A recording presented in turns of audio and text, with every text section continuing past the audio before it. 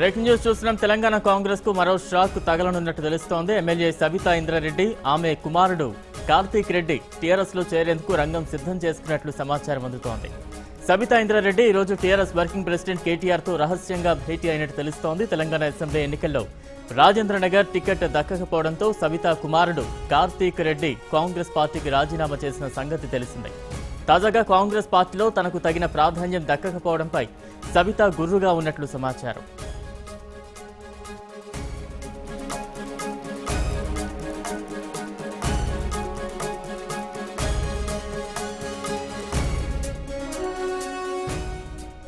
ఈ నేపథ్యంలోనే కారు ఎక్కడానికి ఆమె సిద్ధమైనట్టు తెలుస్తోంది. కాగా సబితా ఇంద్రారెడ్డి కాంగ్రెస్ ను వీడి టీఆర్ఎస్ లో చేరేందుకు వీలుగా ఎంఐఎం అధినేత అసదుద్దీన్ ఓవైసీ మధ్యవర్తిత్వం నడిపారని విశ్వసనీయ వర్గాలు తెలిపాయి.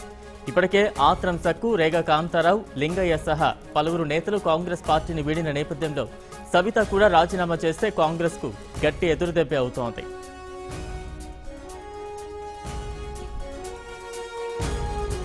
మరిన్ని అప్డేట్స్ మా ప్రతినిధి మధు అందిస్తారు. మధు, ఏ రకంగా చూడాలి? కాంగ్రెస్ నుంచి పార్టీలు మారుతున్న పరిస్థితి చూస్తున్నాం. అదే క్రమంలో ఇప్పుడు సబితా ఇంద్రారెడ్డి కూడా పార్టీ మారుతున్నట్టుగా కూడా తెలుస్తోంది. దీనికి సంబంధించి ఎలాంటి అప్డేట్స్ ఉన్నాయి? బలరాం, కాంగ్రెస్ పార్టీ నుంచి ఈ మధ్య కాలంలో టిఆర్ఎస్ పార్టీ వైపు ఎమ్మెల్యేలంతా చూస్తా ఉన్నారు. దాంట్లో భాగంగానే ఇప్పటికే ఆత్రం సక్కు కావచ్చు, ఆసిఫాబాద్ ఎమ్మెల్యే, అలాగే కాంతారావు పినపాక నుంచి గెలిచినటువంటి ఎమ్మెల్యే కాంగ్రెస్ తరఫు నుంచి, అలాగే చిరుమర్తి లింగయ్య తను కూడా నల్గొండ నుంచి గెలిచినటువంటి కాంగ్రెస్ పార్టీ అభ్యర్థి, వీరంతా కూడా ఇప్పటికే టిఆర్ఎస్ పార్టీలో బేషరతుగా జాయిన్ అవుతున్నట్టుగా ఇప్పటికే ప్రకటన చేస్తున్నారు.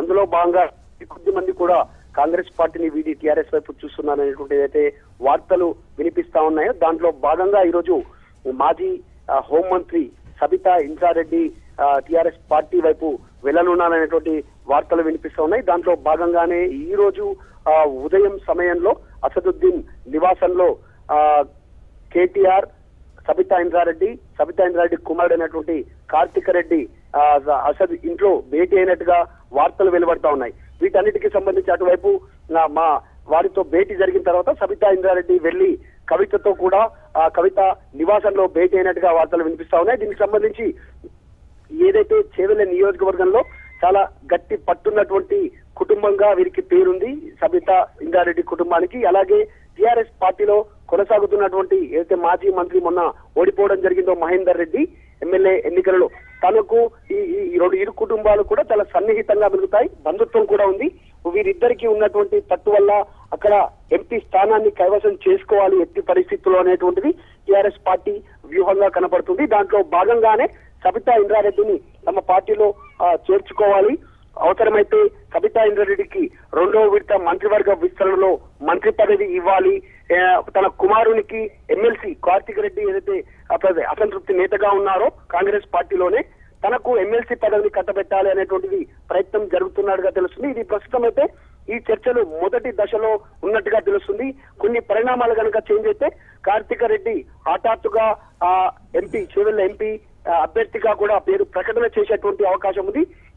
ఏ విషయంలో ముందుకు వెళ్తే టిఆర్ఎస్ పార్టీ చేవెళ్ల స్థానాన్ని కైవసం చేసుకోవచ్చు అనేటువంటి విషయం పైన టిఆర్ఎస్ పార్టీ అధిష్టానం చర్చలు జరుపుతా ఉంది.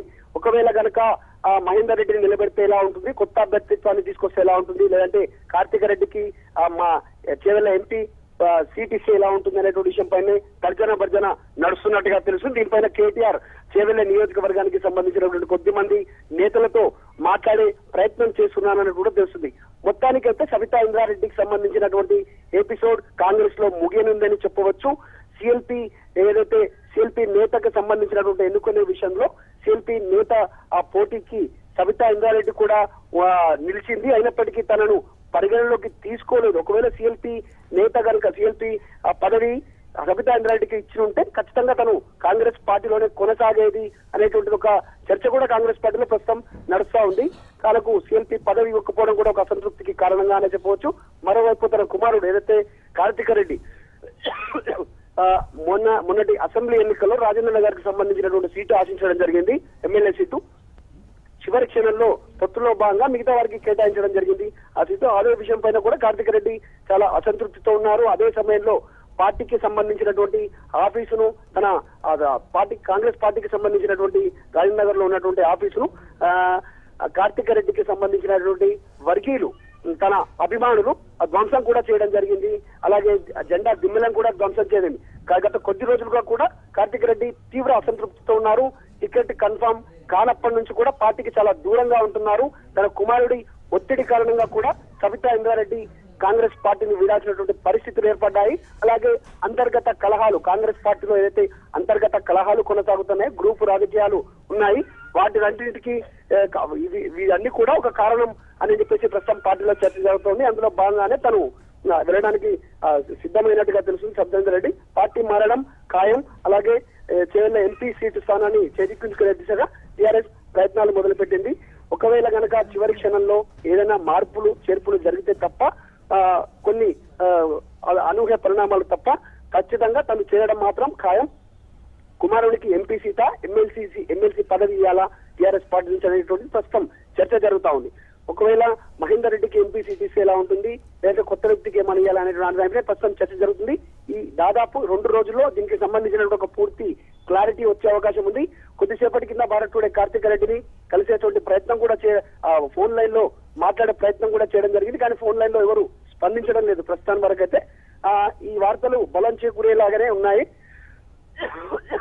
మరొక 2 రోజుల్లో ఈ రేపు ఎల్లుండి మధ్యలో కేటీఆర్ తో భేటీ అయిన తర్వాత డైరెక్ట్ గా కేసీఆర్ ను కలిసేటువంటి అవకాశం ఉంది సబితా ఇంద్రారెడ్డి. ప్రస్తుతం అయితే ఈ సమాచారం ఉంది బలరాం. అయితే మొత్తంగా ఎన్నికల ముందు సబితా పార్టీ మార్పు అనేది కాంగ్రెస్ పార్టీకి తీరని నష్టం అనే చెప్పాలి. దీనిపై కాంగ్రెస్ శ్రేణుల్లో ఎలాంటి ఆందోళన నెలకొంది? అసలు ప్రస్తుతం కాంగ్రెస్ పార్టీలో ఉన్నటువంటి నేతలు ఎవరు కొనసాగుతారు, ఎవరు టీఆర్ఎస్ పార్టీలోకి వెళ్తారు అనేటువంటి దానిపై కూడా ప్రస్తుతం చర్చ జరుగుతా ఉంది.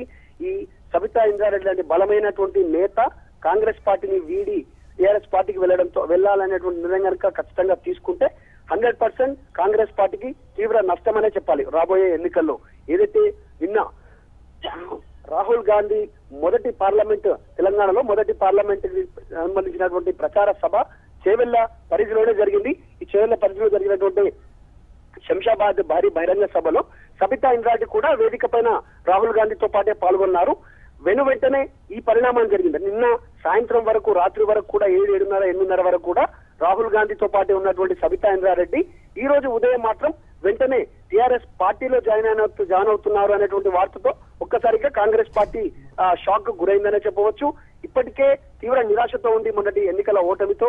మరోవైపు ఒక్కొక్క ఎమ్మెల్యే జారుకుంటూ టీఆర్ఎస్ వైపు వెళ్లడం జరుగుతుంది. దాంట్లో భాగంగానే ఇప్పుడు మరోవైపు మాజీ మంత్రి సబితా ఇంద్రారెడ్డి వెళ్లడం కూడా కాంగ్రెస్ పార్టీ తీవ్ర నష్టంగానే భావిస్తా ఉంది. అయితే చివరిగా మాత్రం ఒకటి, ఎవరు వెళ్ళినా కూడా బలవంతంగా ఆపేటువంటి పరిస్థితి అయితే ప్రస్తుతం కాంగ్రెస్ పార్టీలో కనపడటం లేదు. ఉండేవాళ్ళు ఉంటారు, వెళ్లేవాళ్ళు వెళ్తారు అనేటువంటి దానిపైన ప్రస్తుతం టీఆర్ఎస్ పార్టీకి సంబంధించినటువంటి నేతలతో వీళ్ళు సంప్రదింపులు కానీ ఆపే ప్రయత్నం కానీ ఎవరు చేయడం లేదు Balaram. Right, thank you Madhu.